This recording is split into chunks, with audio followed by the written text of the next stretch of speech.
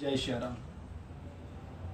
सभी लोग विचार करते हैं कि भगवान का नाम क्यों जप करना चाहिए, नाम जप करने से क्या फल है, क्या प्राप्त होता है। देखिए, नाम का बहुत महत्व है। इतना नाम का महत्व है कि उसको अगर बखान करने के लिए बैठें तो समय कम पड़ जाएगा, क्योंकि नाम की महिमा बहुत है। राम जी भी अपने नाम की महिमा नहीं जानते हैं। नाम की महिमा इतनी है कि गोस्वामी जी लिखते हैं कि हनुमान जी ने नाम के बल पर राम जी को अपने बस में करके रखा है। सुमिर पवन सुत पावन नामु, अपने वश करी राखे रामू। केवल नाम के प्रभाव से। नाम का प्रभाव तो नरसिंह पुराण में प्रहलाद जी बोलते हैं अपने पिताजी से, नाम का प्रभाव बताते हुए कहते हैं कि पिताजी, नाम का बहुत प्रभाव है।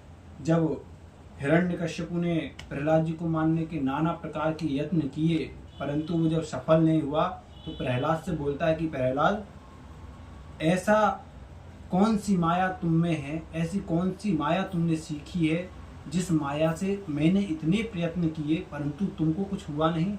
आज मेरी बहन होलिका ने भी तुमको जलाने का प्रयत्न किया, परंतु मेरी बहन जल गई और तुमको कुछ नहीं हुआ।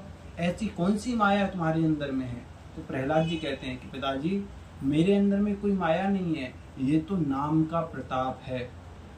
वो कहते हैं कि राम नाम जपताम कुतो भयम, सर्वताप समनैक भीखजम। हे पिताजी, जो राम का नाम स्मरण करता है, जाप करता है, उसको किस प्रकार का भय है? अरे, केवल नाम के जाप मात्र से ही तीनों तापों का नाश हो जाता है। आपको अगर विश्वास नहीं होता तो आप मेरे ओर देखिए। पश्चात, हे पिताश्री, मेरे ओर देखिए। पश्चात मम गात्र सन्निधो, पाव कोपि सलिलायते धुना। इस नाम का ही ये प्रभाव है कि ये जो अग्नि है, जो इतनी जटिल है, जलाने वाली है, परंतु नाम के प्रभाव से ये मुझे मंद सलिल पवन के समान प्रतीत होती है। ये नाम का प्रभाव है। नाम का प्रभाव एक कुछ समय में या कुछ दिनों में, कुछ सालों में वर्णन नहीं किया जा सकता। ये तो अखंड है। राम अनंत, अनंत गुण अमित कथा विस्तार। राम जी का गुण भी अनंत है, उनके नाम के गुण भी अनंत हैं, सब अनंत है। बहुत बड़ी लंबी चौड़ी उनके नाम की महिमा है। ये तो एक छोटी सी नाम की महिमा मैंने आप सभी के समक्ष प्रस्तुत की है।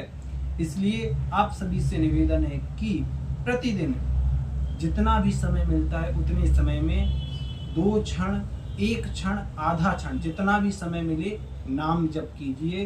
क्यों? क्योंकि नाम ही एकमात्र ऐसा साधन है जो हमारे साथ में जाएगा।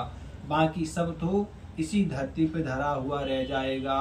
वो एक महात्मा जी अपनी अलवन्न मस्ती में कहते थे कि भैया, कुछ भी साथ जाने वाला नहीं है, साथी है मित्र गंध के जल बिंदु पान तक, अर्धांगिनी भी चलेगी तो केवल मकान तक, अपने भी संग चलेंगे तो केवल शमशान तक, और बेटा भी हक निभाएगा तो केवल अग्निदान तक। इसके तो आगे भजन ही है साथी। इसके आगे केवल भगवान का नाम ही है जो आपके साथ में जाएगा, और कुछ साथ जाने वाला नहीं है। इसलिए सतत भगवान का नाम ध्यान कीजिए। अगर कोई आपको मिलता है, आप किसी के सामने जाते हैं, तो उससे हाय हेलो की जगह राम राम कहिए और ये आचरण अपने जीवन में लेके आइए। इससे आपका कल्याण होगा, आपकी बुद्धि शुद्ध होगी, आपका अंतःकरण शुद्ध होगा।